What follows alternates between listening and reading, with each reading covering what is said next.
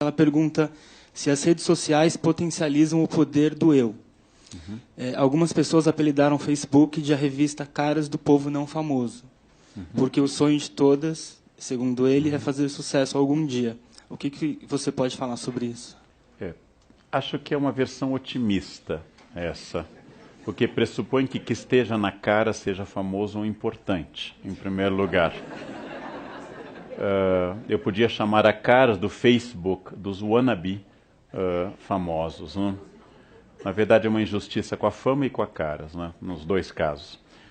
Eu acredito que nós estamos gritando desesperadamente para sermos observados. Eu acredito que nós nos sentimos muito solitários. Eu acredito que potencializamos o eu, mas atomizamos, se preferirem a metáfora física, ou capilarizamos, se preferirem a metáfora biológica.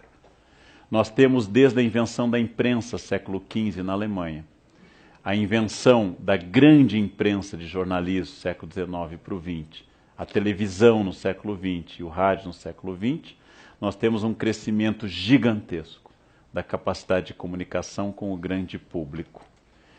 Ainda estamos lidando com estes fatos, mas sem sombra de dúvida, as pessoas estão dando opinião sobre tudo e esse é um bom exercício.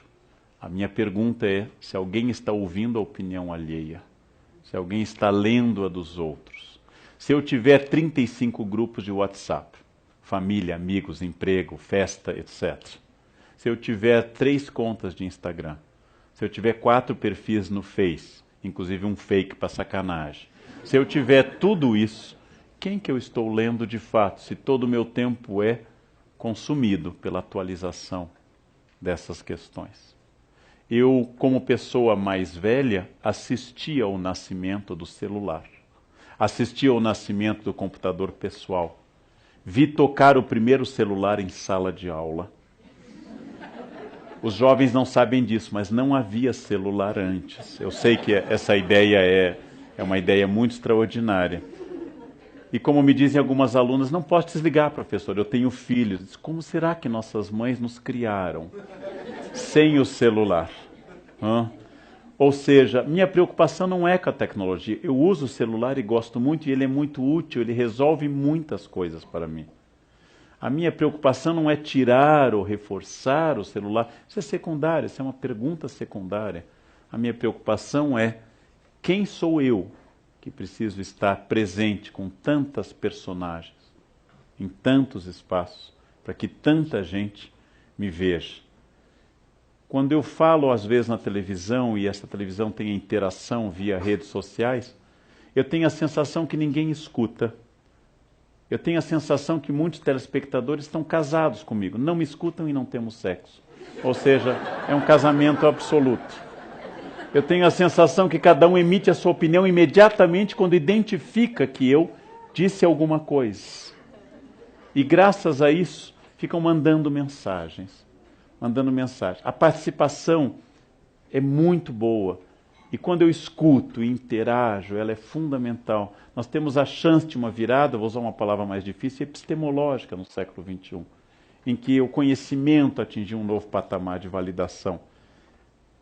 Temos a chance, mas isso ainda não ocorreu. Nós não estamos mais brilhantes ou mais produtivos do que há 30 anos. Apenas estamos incrivelmente mais ocupados com o mundo virtual. Eu saí com uma profissional de arquitetura que fazia um trabalho para mim e ela sentou comigo para jantar e discutir um problema de reforma e ela atendeu o celular. Eu fiquei esperando, certamente era algo grave. Continuamos a conversar, ela atendeu novamente. Eu esperei, certamente era algo gravíssimo que impedia a nossa reunião. Na terceira vez tocou o celular dela, era eu ligando para ela e dizendo a ela: já que você prefere pelo celular, vamos ter nossa reunião assim. E tivemos, e foi uma reunião produtiva. E o celular dela não tocou mais, porque nós tivemos. É uma questão de escolha. Me preocupa que a realidade virtual se sobreponha à realidade real. Me preocupa isso, mas é provável uma preocupação de idade, não seja uma preocupação de crianças ou jovens, que isto vá passar.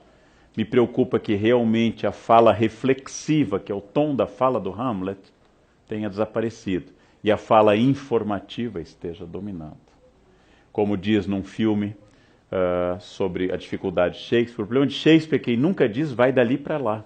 Shakespeare diz, toma das asas de Mercúrio e passa deste ponto àquele outro onde o sol se põe. As metáforas, as interpolações, os adjuntos, os apostos, os vocativos shakespearianos tornam complicada a frase reflexiva, porque a frase reflexiva pressupõe pensar no que eu estou dizendo. E quando eu penso no que eu estou dizendo, curiosamente, eu digo menos, porque é muito mais significativo. Quando eu não penso no que eu estou dizendo, eu digo mais coisas, porque elas perderam o sabor e se tornam como num quilo. Apesar do restaurante por quilo ser uma maravilha, que reduziu todos os alimentos ao mesmo sabor. O chuchu, a vitela, o purê, o milho, a alface, todos têm o mesmo gosto. E se não tem as 11 quando são colocadas as 3, certamente tem o mesmo sabor, as pessoas põem um pouco de cada, como se fizesse qualquer diferença.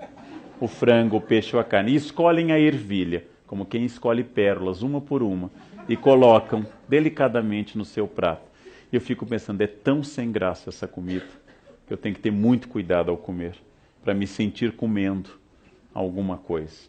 Ou seja, quando eu não tenho sabor nas coisas que eu vivo e faço, eu multiplico as coisas que eu vivo e faço. E falo mais, e saio mais, e faço mais festas, e tenho mais amigos, e viajo mais, e não paro de viajar, porque como eu não consigo estar comigo, eu quero estar em todos os lugares do mundo, porque eu não tolero estar na minha casa, ou pensativo. Então eu tenho que estar no estresse do aeroporto e visitando. Você foi à Argentina? Fui, já fui a Buenos Aires, já fui a Equador, mas você conhece Salta? Ai, Salta eu não conheço, então vamos a Salta neste momento. Agora eu fui a Salta. E a Patagônia? Você conhece a Patagônia? Não. E Mar del Plata? Ou seja, é uma vida para rodar, rodar, rodar, até que eu fique tão tonto que eu perca a consciência de mim mesmo.